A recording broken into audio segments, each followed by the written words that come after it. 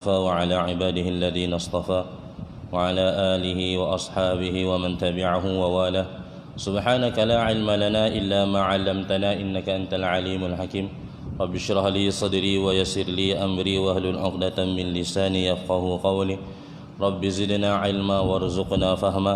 اللهم ارزقنا فهم النبيين.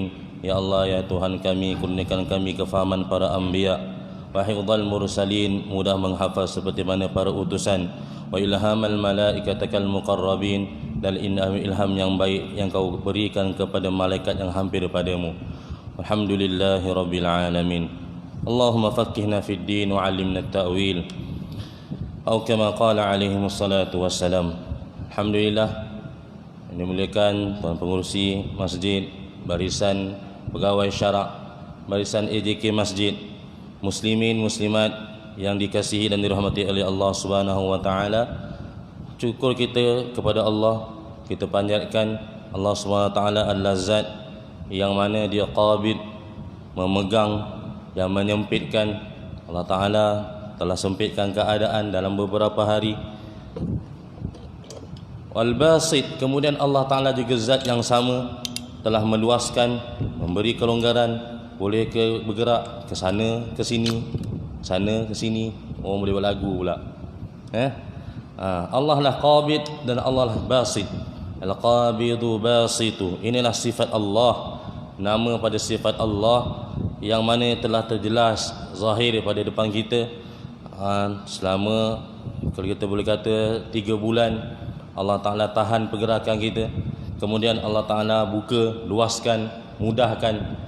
Dia hanyalah senya daripada Allah, menzahirkan kudrat Allah. Keadaan ni Allah yang cipta, keadaan ni Allah yang zahirkan untuk kita rasa kudrat dia.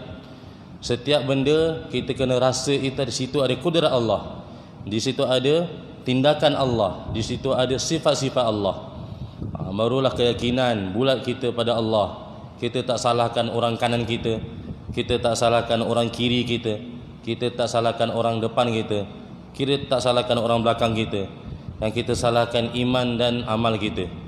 Iman dan amal kita ini adalah kesan, yang beri kesan kepada dunia ini. Zaharal fasadu fil barri wal bahri bima kasabat aydin nas. Zahirnya kerosakan di muka bumi ini bima kasabat aydin nas, dengan sebab kelakuan tangan-tangan manusia. Tangan-tangan manusia itu yang lebihnya menyediakan tangan-tangan itu adalah tangan-tangan manusia yang Islam, yang beriman pada Allah. Sebab tu kita ni bergantung dengan dunia ni bergantung dengan orang Islam. La taqumus sa'ah, tidak akan berlakunya hari kiamat sehinggalah ada orang menyatakan Allah, Allah, Allah, Allah. Hari ini kita, walaupun versi PKP masih lagi ada orang sebut Allah. Syukur tu, maknanya belum kiamat lagi. Walaupun kita dah huru-hara dah itu 3 bulan. Macam mana ni? Kan? Sekali Tok Bilal datang rumah, Ustaz, macam mana Ustaz? Kita 3 orang je. Saya datang kadang jengah tepi tu. Bilal boleh masuk tak? Tak boleh Ustaz, 3 orang je. Lari kita kan, so mana nak cari, tak boleh. Kau tak ada syafaat ni. Walaupun masjid tu biasa kau ngajar, tak boleh masuk. 3 orang je, ikut SOP. Kan? Subhanallah. Jadi Allah SWT nak zahirkan keadaan-keadaan ni, nak tunjuk bahawa Allah adalah qabid wal basit. Allah adalah yang memegang, yang menyempitkan, dan Allah Ta'ala juga zat yang telah meluaskan. Di minggu lepas kita dah sambung mengenai 4 perkara yang besar yang Nabi sallallahu alaihi wasallam telah zahirkan. Orang yang mana makan harta anak yatim, orang yang mana dia berzina, orang yang tidak menutup aurat. Jadi hikmah itu antara menzahirkan azab-azab yang akan diterima oleh hamba-hamba yang tidak mentaati perintah Allah Subhanahu wa taala. Sebab perintah ni Allah Ta'ala kata, fattaqullaha mastata'tum, bertakwalah kepada Allah berkadar yang kamu mampu. Kan? Kita tak boleh buat Jumaat 40 orang, kita buat macam Selangor masih lagi 12 orang. Fattaqullaha mastata'tum. Tetapi benda yang Allah Ta'ala larang, wa ma nahakumur rasul wa ma nahakum anhu fantahu, terus kena berhenti. Lepas tu taat, Allah Ta'ala ada keringanan. Dia tahu manusia ni banyak cengkelat kan. Tapi untuk larangan kena terus tinggalkan. Lepas tu gambaran yang Allah Ta'ala beri kepada Nabi Muhammad SAW berbentuk azab, supaya kita faham azab, supaya kita faham larangan ni kena tinggal terus. Jangan tinggal sikit-sikit. Jangan tinggal sikit-sikit, tinggal terus. Macam pepatah orang kita kata lah, buat baik berpada-pada, buat jahat jangan sekali. Sekali kita buat jahat, habis kena cop. Kalau menipu kat dahi kita tu, penipu memanglah. Kau percaya dia lagi kan. Padahal kita sekali tu je nipu, habis sepanjang hidup jadi penipu. Silap hari bulan, cucu kita pun kena tipu gak. Kau siapa? Lah, cucunya Pak Mak Gondol penipu tu. Sampai ke cucu dapat nama, nauzubillah. Lepas tu dalam perintah Allah Ta'ala suruh kita buat apa yang kita mampu, tetapi dalam larangan, gambaran yang Allah telah nyatakan kepada Nabi, kena tinggal terus. Sebab apa? Azab dia sangatlah pedih. Bismillahirrahmanirrahim. Muka surat 186. Hikmah di sebalik Isra' dan Mi'raj. Isra' kita dah bagi tahu sebelum ni, perjalanan baginda pada malam hari. Asra bihi, asra bi'abdihi, perjalanan daripada Masjidil Haram ke Masjidil Aqsa. Kemudian Mi'raj.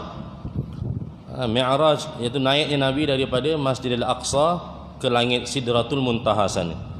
Dalil paling ringkas sekaligus dia menjadi dalil yang paling kuat yang berisikan alasan diadakan Isra' Mi'raj adalah firman Allah Ta'ala dalam ayat pertama suratul Isra' juzuk 15. Allah Ta'ala bagi tahu, linuriyahu min ayatina. Sebab saya dah cerita mula-mula tadi, apa keadaan pun dia menjadi mazhar, menjadi tempat zahir kudrat Allah, supaya kami perlihatkan kepada baginda sebahagian daripada tanda-tanda pemerintahan kami. Allah bukan mentadbir langit bumi je, langit pun Allah Ta'ala tadbir. Allah bukan takbir kenderaan yang kita nampaknya, kenderaan yang tak nampak pun Allah Ta'ala tadbir. Seperti mana hadis yang sebelum ni, dia tak besar daripada kuda, tak kecil daripada keldai. Dia macam baral yang dipanggil burak, kuda yang ada sayap. Itu kenderaan, bukan kenderaan yang kita nampak je, yang kita baca tu subhanallazi sakhkhara lana hadza. Maha suci Allah yang telah memberi kami kekuasaan atas kenderaan kami ini. Sakhkhara lana, tundukkan kepada kami. Lepas tu kadang-kadang kita bawa kereta, kadang-kadang kereta bawa kita bila tertidur. Misal sedau kita bawa kereta, bila dah tertidur kereta bawa kita. Inilah sunnatullah yang berlaku kepada para nabi, anbiya alaihi wassalatu wassalam. Semua yang Allah Ta'ala zahirkan, nabi ni dia tak akan tersesat. Sebab nabi ni tak boleh kita kata sesat. Dalam surah Duha, dalam surah Duha kan, wa wajadaka dhallan fahada, dia dapati kamu dhallan, kalau terjemah dia tu sesat. Lepas tu kami punya guru tafsir bila ajar tafsir Jalalain tu, Jalaluddin Suyuti tu dengan Jalaluddin Imam Haramain tu, dia akan terjemah dengan apabila kamu tidak berada di jalan yang tepat. Macam tu. Dia terjemah begitu beradab sekali. Dia orang bukan orang sinilah, orang berumah, tapi bahasa Melayu tu lebih baik daripada kita. Wa kadzalika nuri Ibrahim malakutas samawati wal ardi waliyakuna minal muqinin. Seperti itulah kami memperlihatkan kepada Ibrahim. Nabi Ibrahim ni Allah Ta'ala buat dialog dia, gazet dia punya dialog. Macam mana dia cari Allah, dia cari zahirkan sifat Allah. Dia kata tengok, falamma janna alaihi al-lailu, ra'a kaukaba, bila mana telah berlabuhnya malam, tengok nampak kaukaba, comel bintang ni. Kan? Dia kata hadza rabbi, ini Tuhan kot ni. Falamma afala, bila bintang hilang, bila siang pun ada bintang dah. Qala inni la uhibbul afilin, dia kata. Aku tak suka benda-benda yang hilang ni. Kan? Sebab dia tak boleh bantu secara. Dia sebenarnya itu bentuk sindiran kepada kaum dia, yang mana kaum dia termasuk ayahnya sendiri Azar menyembah patung berhala. Kan? Jadi seperti itulah wa kadzalika nuri Ibrahim juzuk 7. Surah Al-An'am juzuk 7. Demikian itulah kami memperlihatkan kepada Ibrahim alaihi salam tanda-tanda pemerintahan kami. Dekat mana? Malakutas samawati wal ard, di langit sana dan di bumi. Supaya apa? Waliyakuna minal muqinin, supaya dia menjadi sebahagian daripada orang yang yakin. Keyakinan ini telah diasah, dilatih. Belajar tengok langit, belajar tengok bumi. Minggu lepas saya dah bagi tahu dah. Setiap orang itu dia ada keinginan, dia nak tahu siapa yang cipta dia. Mesti dia tanya punya. Siapa cipta aku? Mesti ada. Siapa yang jaga aku? Mesti dia ada keinginan. Kemudian firman Allah Ta'ala kepada Nabi Musa dalam surah Taha juzuk 16, lepas surah Maryam, surah Taha, cerita dia apa? Linuriyaka min ayatinal kubra. Allah Ta'ala tanya, wa ma tilka biyaminika ya Musa. Musa, dekat tangan kau tu ada apa? Kan? Patutnya jawab je lah, tongkat. Macam tu je. Apa Musa jawab? Qala hiya asaya atawakka'u 'alaiha wa ahushu biha 'ala ghanami wa liya fiha ma'aribu ukhra. Dia kata tongkat ni, kalau makan ceritalah. Ni ada tongkat. Tongkat ni bukan biasa-biasa. Bila jalan aku boleh berpaut pada dia. Bila aku bawa kambing, aku boleh pukul dahan-dahan supaya kambing dapat makan. Dan banyak lagi lah, ma'aribu ukhra. Kan? Semua boleh buat lah, banyak lah. Allah pun perintah, qala alqiha ya Musa. Betul banyak manfaat ni, betul. Campak sikit. Acu campak. Kelatih kaya acu teratih. Cuba campak. Qala alqiha ya Musa. Fa'alqaha fa'idha hiya hayyatun tas'a. Campak-campak, tiba-tiba jadi ulau yang kan, kalau kita melengkar, kalau ini macam mana? Menyusuh. Ular yang menyusuh, terus menyusuh. Qala khudha wa la takhaf. Allah Ta'ala perintah pula. Tadi kau cerita banyak cengkadak kan, banyak betul, boleh ambil tu, boleh ambil ni, boleh tolong. Tiba-tiba dah sekali datang Covid. Saya punya kawan ni, semalam saya pergi kebetulan ziarah, kan. Dia kata apa? Ustaz, Covid baru ni betul-betul orang-orang duk hospital ni kerja, dia cakap. Dia kerja hospital, kata. Saya baru tengok dia orang betul-betul kerja. Kan. Jangan cerita kalau kita ada saudara yang ceritalah. Kan. Bukan dia tak buat kerja, maknanya betul-betul tengkos lumus masa tu baru ni lah. Allahu Akbar. Allah Ta'ala zahirkan manfaat sebenar manusia itu. Jadi dia kata, tadi bukan main tadi. Boleh tu, boleh ni, boleh tu, boleh ni, dah jadi ulau. Kan. Barulah ayat yang ini yang depan ni. Linuriyaka min ayatinal kubra. Allah Ta'ala kata, qala khuzha wa la takhaf, pegang, jangan takut. Sebab kau tadi kata manfaat. Sebab manfaat, mudarat bukan daripada tongkat, daripada aku. Allah nak ajar dia keyakinan. Sanu'iduha siratahal ula. Kami akan kembalikan dalam bentuk dia yang asal. Supaya apa? Linuriyaka min ayatinal kubra. Kami perlihatkan kepadamu, hai Musa, sebahagian daripada tanda-tanda kebesaran kami. Boleh tukar daripada tongkat, boleh jadi ular. Daripada ular, boleh jadi tongkat balik. Kehendak Allah untuk menerangkan tanda-tanda kebesarannya kepada para nabinya mempunyai sebuah maksud yang luhur. iaitu supaya dia menjadi sebahagian daripada orang yang yakin. Sebab tu Allah Ta'ala kata apa? Janganlah kamu ahasiban nasu ay yutraku ay yaqulu amanna wa hum la yuftanun. Janganlah kamu menyangka kamu dibiarkan, kamu tidak diendahkan untuk kamu mengatakan kami dah beriman, kami dah cukup iman dah, sehingga sedangkan mereka wahum la yuftanun, belum lagi diuji. Walaqad fatanna alladhina min qablihim, sungguhnya Allah Ta'ala kata kami dah uji orang sebelum mereka. Siapa? Sahabat. Zaman sahabat ada yang mereka jadi orang yang mukmin sejati, ada jadi yang munafiqin. Jadi munafiqin. Setelah pengetahuan para nabi itu dipenghubungkan kepada penglihatan mereka terhadap tanda-tanda pemerintahan Allah, mereka dapat melihat dengan pandangan yang penuh yakin sesuatu yang tiada bandingannya. Sebab dia nampak dan dia belajar yakin tu. Berbeza dengan Bani Israel. Dia hanya nampak tapi dia tak belajar daripada apa-apa pun.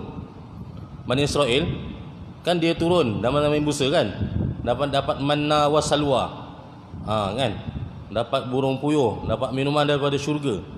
Tapi dia tidak dapat belajar apa-apa pun. Nampak benda tu turun, bantuan daripada Allah, tapi dia tidak belajar apa-apa.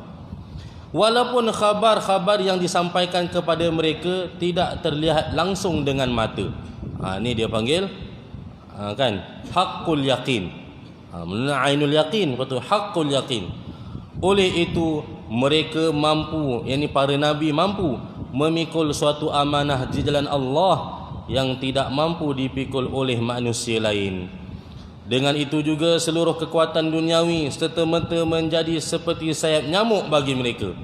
Seluruh orang kafir musyrikin nak hancurkan Nabi, tapi di depan Nabi ini adalah sebelah kepak nyamuk, sehingga mereka sama sekali tidak berasa sakit.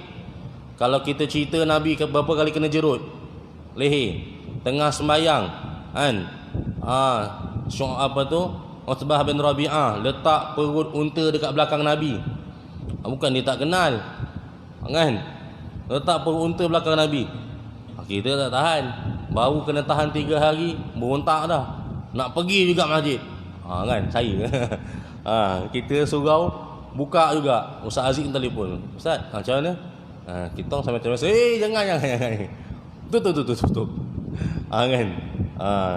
Terpaksa lah kita bagi tahu JK dengan penuh hikmah. JK macam ni, ngongang kan. Tak boleh Ustaz. Mana Ustaz? Masjid boleh kami nak. Sabar kan. Sabar. Dalam mentaati Allah, mentaati Rasul, ada satu lagi peringkat yang kata mentaati ulil amri. Sabar. Kan. Itu pun perintah Allah. Ada pelbagai hikmah dan rahsia yang terdapat dalam perjalanan Isra' Mi'raj, merupakan isi perbahasan buku-buku yang mengkaji tentang rahsia syariat. Jadi syariat ni mudah kata fiqh kita. Dalam syariat ni ada hikmatut tasyri', hikmah pensyariatan. Apa hikmah pensyariatan? Disyariatkan solat, disyariatkan zakat, disyariatkan haji. Itu semua ada hikmah di sebalik perintah tersebut.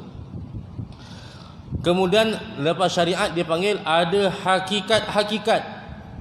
Ada pula hakikat-hakikat dia yang sederhana tetapi syarat dengan makna yang terpancar daripada perjalanan yang penuh berkat ini.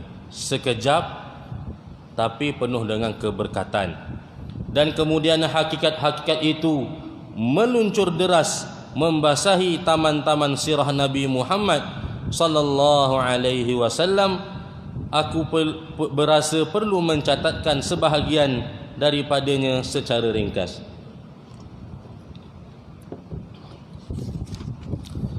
Pembaca dapat melihat dalam suratul Isra' bahawa Allah Ta'ala menyebutkan peristiwa Isra' hanya pada satu ayat. Hanya pada satu ayat. Daripada muka pertama tu, satu tu je. Subhanalladzi asra bi'abdihi lailan minal masjidil harami ilal masjidil aqsa alladzi barakna haulahu linuriyahu min ayatina innahu huwas samiul basir. Satu ayat tu je. Selepas itu Allah lebih banyak menyatakan tentang kelancangan dan kejahatan Yahudi. Yahudi Allah Ta'ala sebut tentang keburukan-keburukannya yang disudahi dengan ayat bahawa Al-Quran membimbing manusia ke jalan yang lebih lurus. Muka akhir surah ni, bawah dia tu yang kita biasa baca malam Jumaat, suratul Kahfi tu, dalam muka tu dia akan ada cerita mengenai Al-Quran.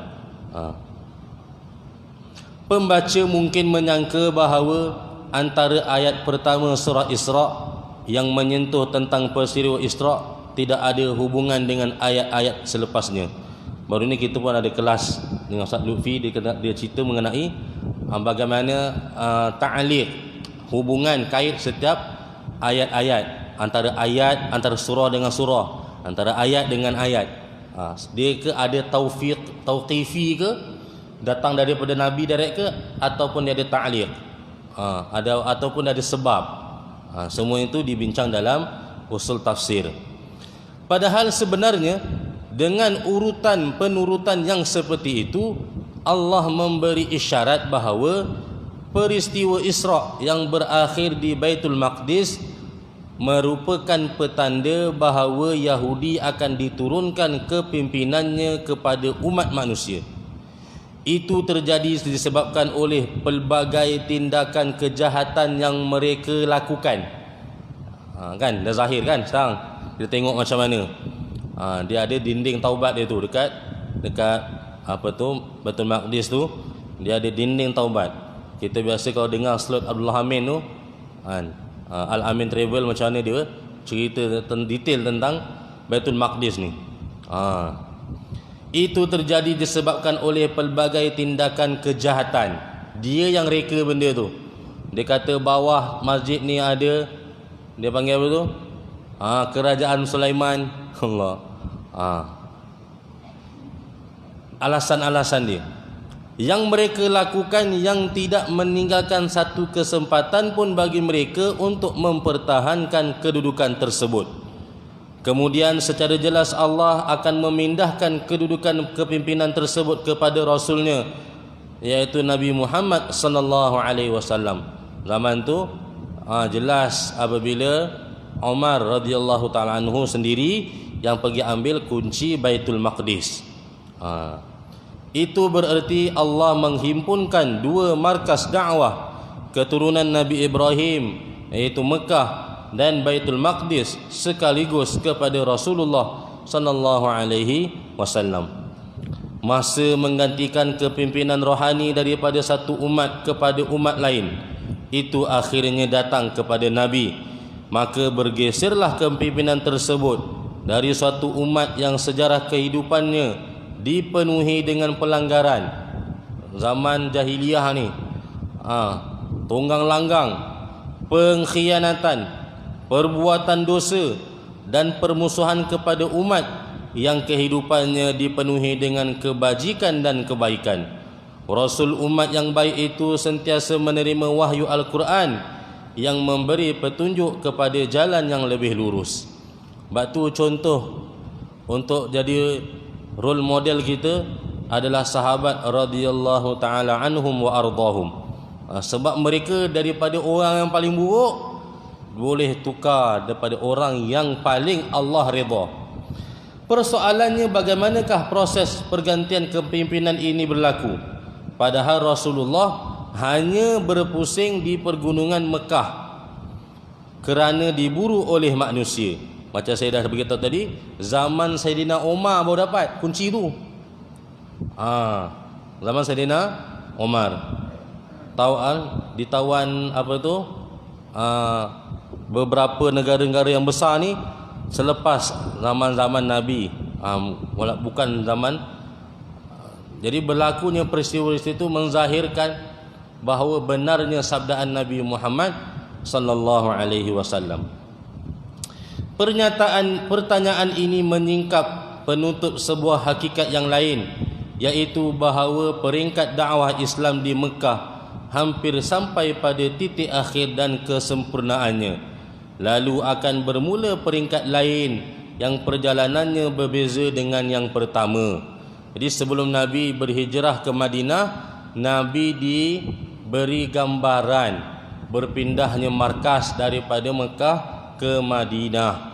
Berpindahnya cara buat kerja dakwah yang dulu disusahkan, dipayahkan, diherdik, dizalimi, disakiti, kemudian pada fasa yang lebih baik, tetapi ada ujian yang lain yang dipelopori oleh Abdullah bin Ubay bin Salul, ketua munafik.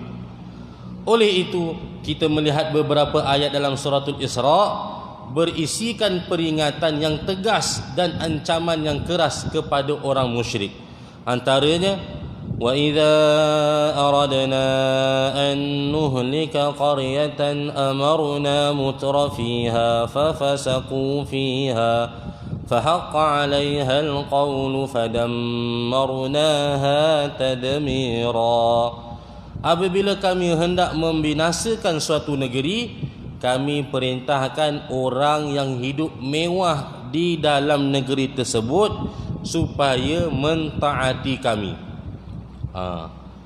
Tetapi mereka berbuat kefasikan di dalamnya, sehingga telah selayaknya ketetapan kami, qada kami, keputusan kami berlaku atas mereka, maka kami hancurkan negeri itu dengan sehancur-hancurnya. Allah, dia tidak menzalimi mana-mana manusia, melainkan Allah akan hantar, beri peringatan, tak terima barulah bagi balasan. Tak terima baru bagi. Dia tak tiba-tiba je, tak ada. Macam mana dalam tafsir bagi tahu kan, qala nuhu rabbi la tadhar 'alal ardi minal kafirin dayyara, dalam surah Nuh juzuk 29. Dia kata, ya Allah, kau jangan tinggalkan atas muka bumi ni orang kafir. Doa Nabi Nuh. Doa tu diterima selepas 600 tahun. Bukan terus je. Bukan terus. Inni da'utu qaumi lailan wa nahara. Ya Allah, aku dakwah kaum aku ni bila? Lailan wa nahara, siang dan malam. Wa inni kullama da'utuhum litaghfira lahum ja'alu asabi'ahum fi adanihim wastaghshaw thiyabahum wa asarru wastakbaru istikbara. Tiap kali aku dakwah, letak jari. Kan ada Rasulullah kata kan, letak tangan, bukan main marah lagi. Ja'alu asabi'ahum fi adanihim, jari-jari jemari mereka ni letak. Patutnya letak satu je. Dia guna dengan lafaz plural panggil. Jawa kata plural lah. Dengan lafaz kata jamak, plural. Jari-jari mereka letak kat telinga, punyalah tak suka. Wastaghshaw thiyabahum, angkat kain ni, orang dakwah angkat kain, buat tahu. Tak nak dengar. Kan? Tapi doa tu Allah tak terima selepas 600 tahun. Bukan itu jam, tak. Sebab Allah Ta'ala dia tak zalim terhadap manusia. Wa kam ahlakna minal quruni min ba'di Nuh wa kafa bi rabbika bi dhunubi ibadihi khabiran basira. Sudah berapa banyak kaum yang kami binasakan semenjak zaman Nuh. Kalau dalam surah Syu'ara tu ada cerita macam mana. Kadzabat qaum Nuhinil mursalin. Kaum Nuh, lepas tu kaum Ibrahim. Setiap kaum tu disebut. Samud, Saleh, Syuaib, Lut, disebut. Dan Tuhanmu telah cukup mengetahui dan melihat dosa-dosa yang dilakukan oleh hamba-hambanya. Selain ayat-ayat tersebut, difirmankan juga ayat-ayat lain dalam suratul Isra yang menjelaskan asas sebuah peradaban kepada umat Islam. Atas asas itulah umat Islam yang Islamik dibangunkan. Dalam suratul Isra ni ada sebut wala taqrabuz zina, wala taqrabu amwalal yatama. Ada sebut tu. Asas-asas kehidupan kita tu disebut dalam tu. Ayat-ayat ini bertutur seolah-olah umat Islam telah memijakkan kakinya di seluruh penjuru bumi Sedangkan masa tu belum lagi Islam tersebar, hanyalah di Mekah. Madinah pun baru sebelum ni penjajahan Aqabah baru 12 orang.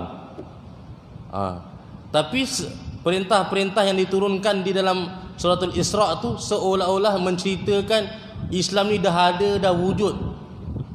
Satu komuniti yang telah mengamalkan kehidupan yang penuh dengan syariat. Tempat itu akan menjadi markas untuk mengembangkan dakwah oleh itu menjadi ayat-ayat itu bertutur seolah-olah umat Islam telah memijakkan kakinya di seluruh penjuru bumi, mengatur hajat hidup supaya semua manusia di pelbagai tempat serta membentuk suatu ciri kesatuan yang dipegang oleh seluruh anggota masyarakat. Oleh itu, peristiwa Isra' mengandungi isyarat bahawa Rasulullah akan menemui tempat berlindung dan tempat yang selamat untuk mengukuhkan urusannya, dakwahnya di sana. Tempat itu akan menjadi markas untuk mengembangkan dakwah Islam ke seluruh penjuru dunia. Itulah salah satu rahsia daripada perjalanan yang penuh berkat tersebut. Oleh sebab rahsia tersebut memiliki kaitan dengan kajian kita, maka aku sengaja menunjukkannya di sini. Atas dasar hikmah tersebut dan hikmah yang lain, aku berpendapat bahawa peristiwa Isra' Mi'raj terjadi sebelum Bai'ah Aqabah yang pertama atau terjadi antara dua Bai'ah Aqabah. Bai'ah Aqabah pertama, Aqabah ni kita tahulah dekat Mina sana, tempat Jamratul Aqabah tu. Jadi ataupun Aqabah yang kedua, 5 orang 7 orang pertama, 5 orang pertama ataupun 12 orang yang kedua, sesi yang kedua tu. Antara peristiwa itu sebelum Nabi SAW masuk ke Madinatul Munawwarah. Bismillahirrahmanirrahim. Bai'ah Aqabah yang pertama. Bai'ah tu kita panggil jumpah, klausa ataupun lafaz berbentuk janji setia. Isi-isinya itu berbentuk janji setia. Telah aku sebutkan sebelum ini bahawa 6 orang penduduk Yathrib yang telah memeluk Islam pada musim haji tahun ke-12 kenabian, mereka berjanji kepada Rasulullah mereka akan menyampaikan risalah Islam kepada kaum mereka. Hasilnya, pada musim haji berikutnya, iaitu musim haji tahun ke-12 kenabian yang bertepatan dengan bulan Julai tahun 621 Masihi, 12 orang Yathrib datang ke Mekah. Jadi 7 orang campur 5 orang yang sebelum ni, jadi 12 orang. 7 campur 5 orang, seorang yang tak ikut. 12 orang yang berbaiat. 5 orang antara mereka merupakan sebahagian daripada 6 orang yang pada tahun sebelum itu telah menjalin hubungan berkomunikasi dengan Rasulullah. Jadi 6 orang ni tahun ke-11, kan? Lepas tu tahun ke-12, tahun ke-13 barulah Nabi mula merancang untuk hijrah ke Madinah. Sedangkan seorang lagi yang tidak ikut hadir pada kesempatan kali ini adalah Jabir bin Abdullah bin Riyab. Sementara 7 orang lainnya adalah muka-muka baharu, iaitu Mu'az bin Haris daripada Mu'az bin Haris bin Afra daripada Bani Najjar. Nabi ada sebut mengenai orang Ansar, Bani Najjar. Bani Najjar ni yang orang yang ketiga, Bani Najjar, antara tiga Bani yang ketiga terbaik. Kedua, Zakwan bin Abdul Qais daripada Bani Zuraid. Ketiga, Ubadah bin Samit. Ini biasa kita dengar riwayat dia, anak Ubadah bin Samit daripada Bani Ghaman. Kita Bani-Bani ni tak berapa guna lah. Padahal Bani tu yang kita, dia mau main mana? Asal Kelantan. Dia gong lalu Kelantan. Rasa tu mana? Melaka. Kan? Dia ada tu dia. Jadi bila kalau kita bagus, kita ni buat silsilah gitu. Tulis nasab ni. Ustaz saya selalu pesan Ustaz Abdul Latif. Dia kata bila kita cari nasab kita ni, jadi buat hubungan silaturahim ni dia antara memanjangkan umur, murahkan rezeki. Dia punya tu. Jadi bukan kita hubungan dengan yang hidup ni je. Kalau kita cari siapa atuk kita, siapa nenek kita, itu pun termasuk dalam menghubungkan silaturahim. Lepas tu bagus kita tengok siapa kita punya silsilah. Kan? Jangan reka dah lah. Tahu? Kita reka. Sultan Melaka.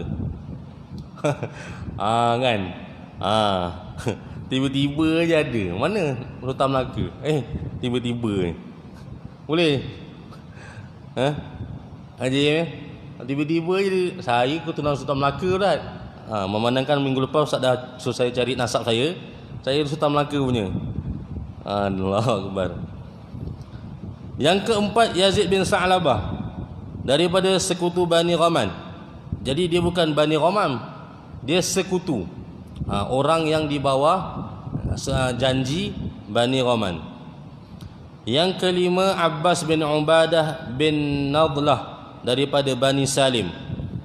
Yang keenam, Abdul Haytham bin Tayhan daripada Bani Abdul Ashhal. Yang ketujuh, Awim bin Sa'idah daripada Bani Amr bin Auf. Amr bin Auf. Dua orang terakhir berasal daripada kabilah Aus.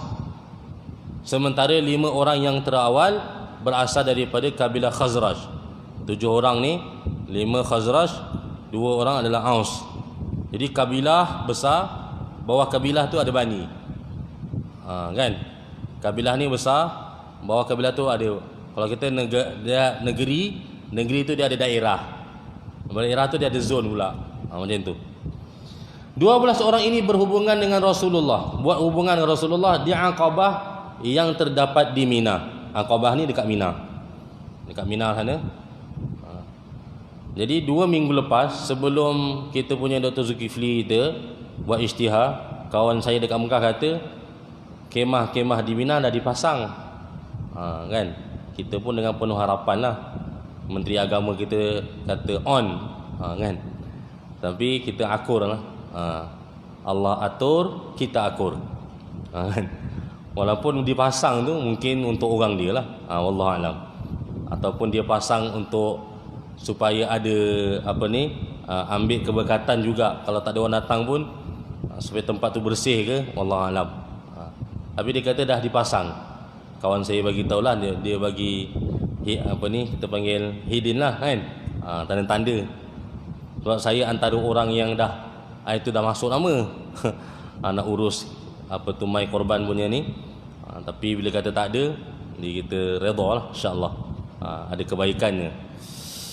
Mereka berbaiat kepada Rasulullah dengan klausul baiat.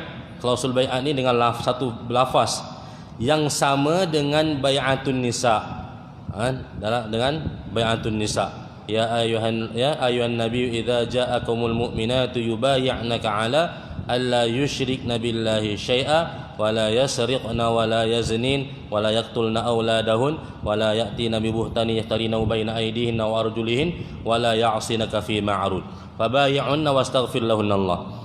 Seperti mana bai'ah para wanita yang datang, kan, mereka bai'ah dengan Nabi, wahai Nabi, apabila datang kepada kamu orang-orang mukmin daripada Mekah, mereka nak bai'at, maka bagi tahulah mereka berbai'at la alla yusyrikna billahi syai'a, jangan mensyirikkan Allah, wala yasrik, jangan mencuri, wala yazinin, jangan berzina, wala yaqtulna auladun, jangan bunuh anak mereka, wala ya'tina bi buhtani yaftarinahu baina aydihinna wa arjulihin, jangan nasabkan anak mereka kepada lelaki-lelaki yang mereka tidak tahu siapa nasab anak mereka. Wala ya'sinaka fi ma'ruf, dan jangan berbuat maksiat pada perkara yang kebaikan. Jadi 6 klausul baiat ni kita panggil undang-undang yang kita nak sebut dalam baiat. Lafaz-lafaz baiat tu lafaz yang sama disebut dalam baiatul Aqabah yang terjadi pada waktu Fathul Mekah, iaitu pembebasan kota Mekah. Jadi pembebasan kota Mekah tu 8 tahun nanti depan. Kan? Dan ayatnya itu menanti, tapi telah dilafazkan lafaz-lafaz itu dalam Bai'atul Aqabah. Ajib. Kau berapa jam? Saya pun kena balik ni, ada kenduri adik ipar kahwin tadi, balik ni. Kena balik Melimau. Kita kenduri versi PKP lah, tak ramai kan. Save budget. Bukan ajaib, bukan suruh kahwin lagi satu kan kata ni ustaz menggalakkan ni. Bukan. Allahu Akbar. Klausul bai'at. Kalau kita buka kamus Dewan Bahasa tu, dia ada terbiah klausul tu. Apa dia klausul tu? Sekolah. Kita kena sekolah sikit lah. Kadang apa klausul tu Ustaz? Buka kamus, tengok. Imam Al-Bukhari meriwayatkan daripada Ubadah bin Samit. Sebab Ubadah bin Samit ni orang yang hadir dalam Bai'ah Aqabah ni. Rasulullah sallallahu alaihi wasallam bersabda, bentuk dia, kemarilah, ta'alau, berbaiatlah kamu kepadaku bahawa kamu tidak akan menyekutukan Allah dengan apa-apa. Sebab kalau kita silat, dia ada janji setia dia. Kalau orang nak silat lah kan, saya silat tak pandai, silat katil boleh lah. Kan orang kata tak silat katil apa tu. Kita kecil-kecil orang kata silat apa pandai, silat katil. Kita pun pening kan. Kita belajar silat gayung, silat cekak, jadi boleh katil. Mana datang ni?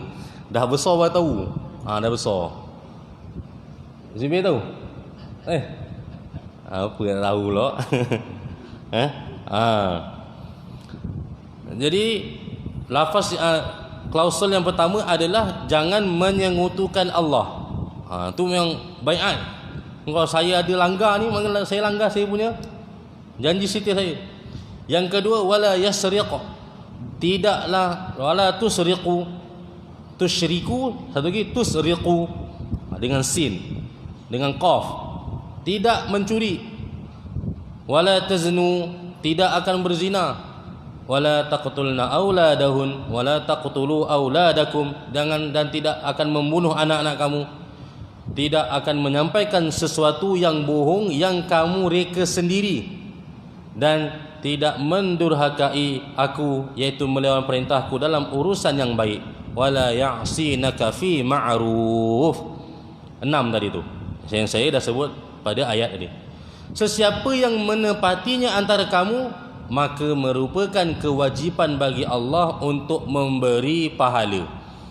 Wajib ni maknanya bukan wajib tu tetap sampai wajib Allah Ta'ala buat tu dengan kita kata kalau tak buat Allah Ta'ala berdosa. Ini salah faham pula. Jadi Allah bertindak sesuai dengan sifatnya, menunjukkan sifat adilnya Allah. Sifat adilnya Allah. Macam kita katalah pengadil. Dia tak boleh berat sebelah. Kalau dia berat sebelah, dia tak panggil pengadil tu. Pemberat sebelah lah. Sebab dia dengan sifat adil dia lah, dia akan ikut apa keputusan yang kalau datang, walaupun belah kanan ni pihak dia, belah kiri ni bukan pihak dia, tapi kalau belah kiri menang, dia kena bagi tahu lah. Kan? Macam tu. Itu sifat Allah. Adil, buat baik, maka kita akan balas dengan baik. Sedangkan maka sesiapa melanggar salah satunya lalu dia dihukum sedangkan dia masih di dunia, maka hukuman itu merupakan penggugur dosanya. Kalau bahasa mudahnya kafarah. Sampai tajuk tu dia buat cerita pula. Tajuk cerita. Sedangkan sesiapa melanggar salah satunya lalu Allah menutupi pelanggarannya itu, maka urusannya adalah mutlak ada pada Allah. Tak boleh. Kita tak tahu orang tu baik tak baik, tiba-tiba kita tuduh dia tak baik. Sedangkan kita tak tahu, tak boleh. Jika Allah berkehendak, Allah akan menghukumnya. Jika Allah berkehendak, insya'a azabahu wa insya'a Allah Ta'ala mahu, Allah Ta'ala akan mengampuninya. Taba'alai. Selepas itu Ubadah bin Samit berkata, maka aku berbaiat kepada Rasulullah atas itu. Itu dengan lafaz akulah. Maka aku. Pada riwayat lain Ubadah menulis dengan nahnu maka kami berbaiat kepada Rasulullah atas perkara itu. Jadi muhasabahlah kita di sini masing-masing, adakah saya telah melaksanakan apa yang telah mereka baiatkan ni? Walaupun banyak bentuk kita tak sebut secara spesifik, secara ta'yin tertentu, macam mana bentuk sekutu, macam mana bentuk mencuri. Nabi ada pesan jangan mencuri dalam solat.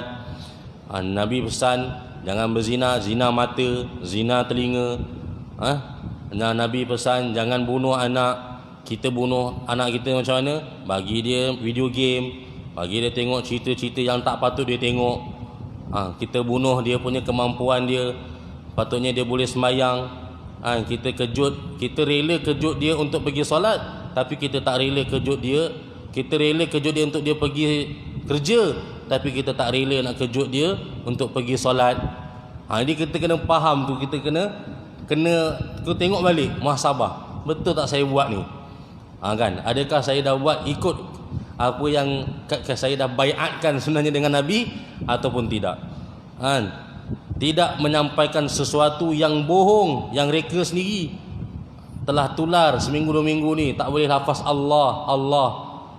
Kan? Telah tular, telah viral. Dia patutnya dia kena bawa dia ni pusing dunia, baru dia tahu mana dunia yang tak sebut Allah. Kan? Kena bawa dia pusing dunia tengok. Orang yang ni dia duduk, dia lama sangat PKP, jadi dia tak ada benda nak buat. Dia mentakfirkan orang, mentabi'in orang. Kau tak betul, kau kafir, kau bid'ah, kan? Lama sangat. Kan? Dah tak tahu nak poin apa dah. Ulama ni sebenarnya dia bukannya dia tahu perkara gaib. Habis kau apa? Alamak lah. La ilaha illallah. Lama sangat duduk kat situ lah. Lama sangat. Dia lama sangat bawa tempurung. Buka-buka tempurung melalak. Astaghfirullahaladzim. Kan? Jadi saya tak dijawab lah. Ada ramai ustaz-ustaz yang jawab sebenarnya perkara tersebut. Kan? Sehingga semoga Allah telah ampunkan dia, ampunkan kita. Ada di Allah, lafaz Allah. Pergilah mana negara pun, hatta orang kafir pun dia akan menyebut nama Allah itu sendiri. Jadi tak faham macam mana dia boleh keluarkan.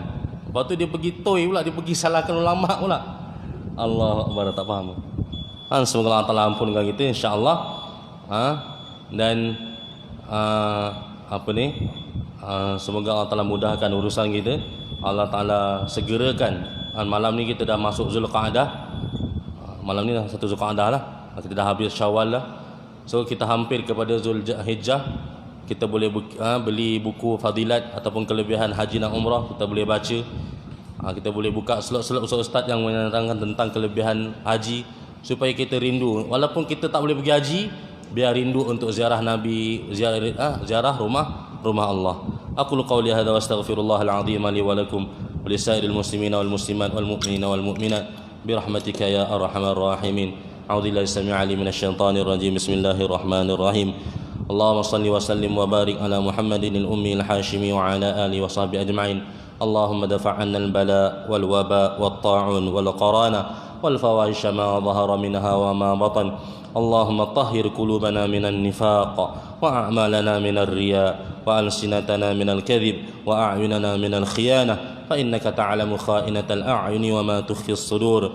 Jazallahu anna Muhammadan sallallahu alaihi wasallam ma huwa ahluh. Subhana rabbika rabbil izzati amma yasifun wa salamun alal mursalin. Alhamdulillahi rabbil alamin.